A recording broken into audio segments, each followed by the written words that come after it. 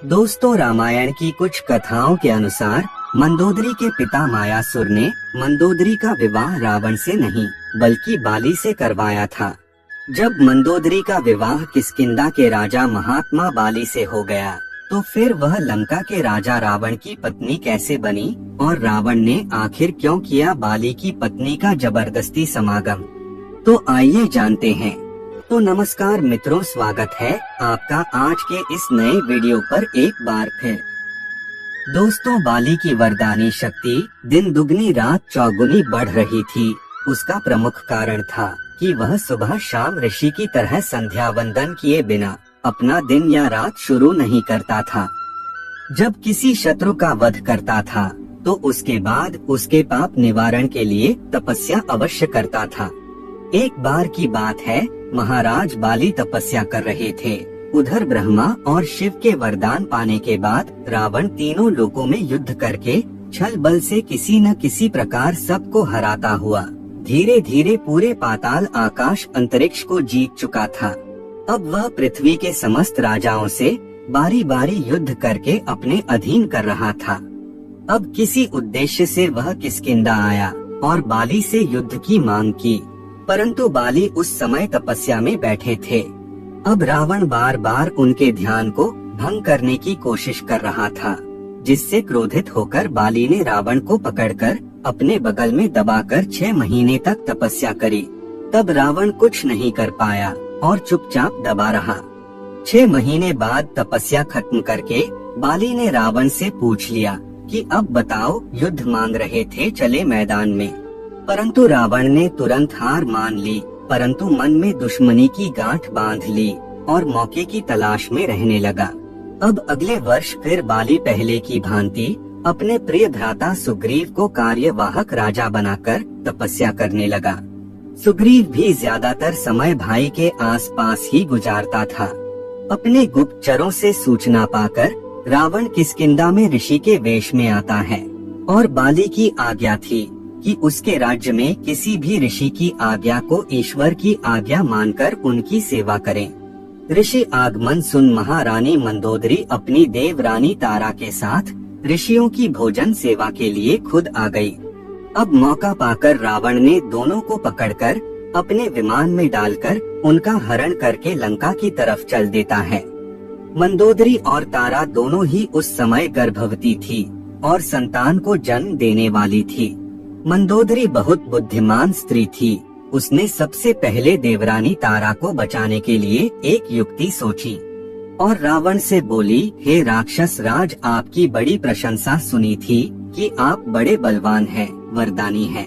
तो जब हमारे पति घर पर उपस्थित होते तो आप युद्ध से जीत कर मुझे ले जाते तो वीरता थी, पर ये तो चोरी और कायरता है। तब रावण बोला कि आपकी सुंदरता मैंने दैत्यों की मुंह से सुनी थी, देखने के आकांक्षा हुई तो आज देखा तो रोक नहीं पाया। अब बाली को वरदान है कि उसके सामने कोई भी जीत नहीं सकता, इसलिए छल करना पड़ा और छल और बल भी युद्ध नीति का अस्त्र है।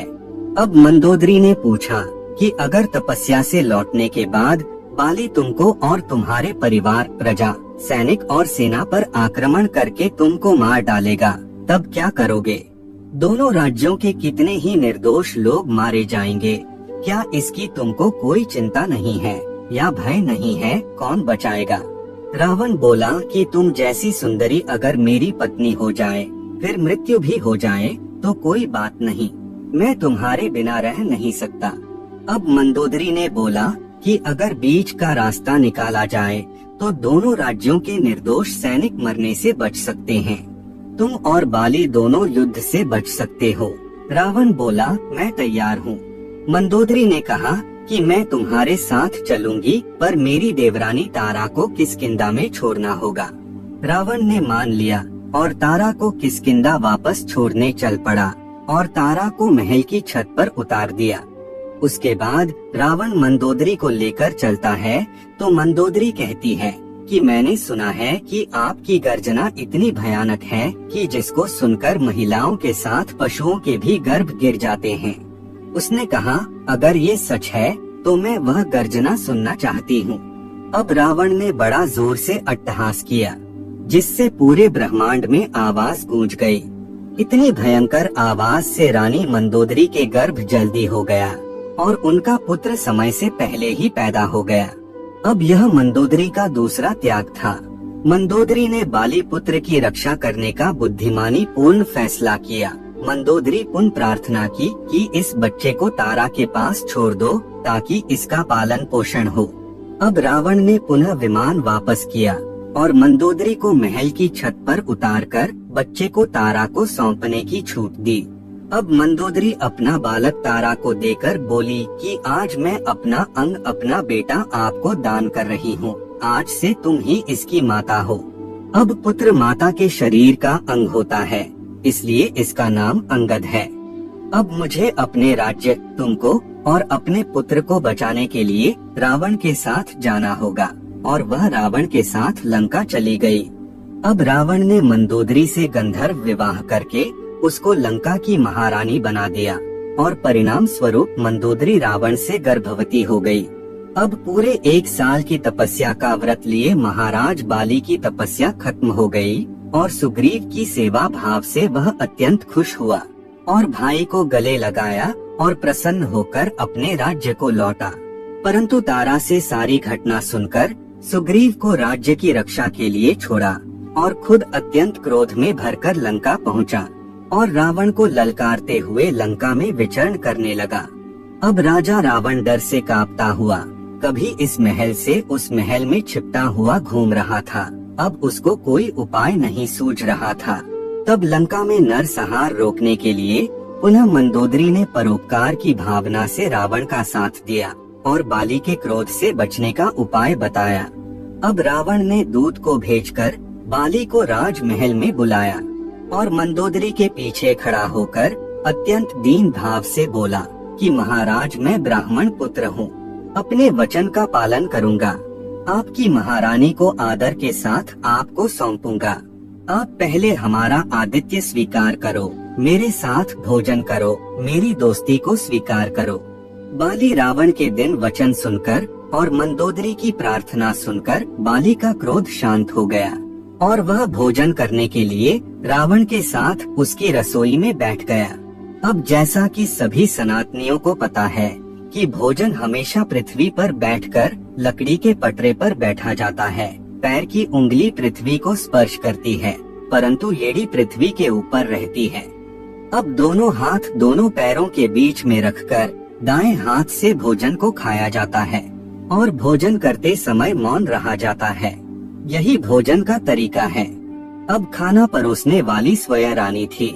उसने 2 थाली में स्वादिष्ट व्यंजन परोसे और रावण और बाली के सामने रख दिया। बाली भोजन के पूर्व ईश्वर को समर्पित मंत्र पढ़ने में अपनी आंखें बंद करता है, परंतु रावण अपनी थाली से एक निवाला खाकर फिर दूसरा निवाला तोड़कर उसमें ही रखकर अपनी थाली बाली की थाली से बदल देता है। अब मंदोदरी को पता था कि बाली कभी भी किसी का जूठा भोजन नहीं कर सकता, इसलिए उसने ही रावण से यह काम करवाया था।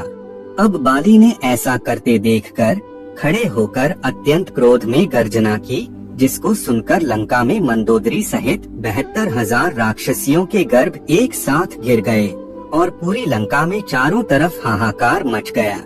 अब रावण अपनी मृत्यु पक्की समझकर पुनः मंदोदरी के पीछे छुप गया। अब गर्भ स्राव के दर्द को समेटे हुए पुनः मंदोदरी हाथ जोड़कर बाली से बोलती है, हे महात्मा, हे वैष्णव, बलवानों में महाराज बाली, आपके सामने यह रावण एक तुच्छ प्राणी है। ऋषि विश्वश्रवा का पुत्र है। आप तो ऋषियों के रक्षक हैं, फिर ऋषि पुत्र का वध कैसे कर सकते हैं? इसके अपराध को क्षमा कर दो। वैसे भी मैं आप जैसे महात्मा की पत्नी बनने लायक नहीं रही। जब आप इसके एक बार चखे हुए भोजन को नहीं खा सकते, तो यह मेरे साथ समागम कर चुके हैं और यह रक्त स्राव जो आपकी गर्जना से हो रहा है, यह संतान इनकी ही पैदा होने वाली है, इसलिए मैं आपके योग्य नहीं रही। अब मंदोदरी की बात सुनकर बाली का क्रोध कम हुआ, परंतु उसने कहा कि इसने अपनी गर्जना से हमारे पुत्र अंगद को समय से पूर्व जन्म करवाकर उसको शारीरिक रूप से कमजोर किया है। इसलिए आज लंका की कोई भी गर्भवती अपने बच्चे को रोक नहीं सकती, जिससे लंका की सारी स्त्रियों के गर्भ एक साथ गिर जाते हैं। इस तरह बाली ने मंदोदरी की सलाह पर एक बार पुनः रावण को माफ किया और जीवन दान दिया। बदले में रावण को कुछ भी हो जाए, कभी किष्किंधा की तरफ ना देखने या कोई धोखा न करने की सौगंध देकर संधि किया। अब मंदोदरी और रावण का पहला पुत्र नरांतक, जो 7 वासी मास में और ज्येष्ठा के मूल नक्षत्र में पैदा हुआ, अर्थात गर्भ के 7वें महीने में, जो अशुभ माना गया है। साथ ही ज्येष्ठा के मूल में पैदा होने से पिता के भी मृत्यु हो जाती है। इसीलिए आचार्यों ने जो उपाय बताया वही रावण ने किया और सभी 72,000 बालकों को नदी में एक साथ बहा दिया गया, जो बहकर नदी के बीच में खड़े एक वृक्ष तक पहुँचते हैं और उससे चिपककर उसके दूध को पीते हुए बड़े होते हैं। तो दोस्तों, यही थी आज की कहानी। आपका इसके बारे में क्या कहना है? हमें कमेंट के माध्यम से जरूर बताएं।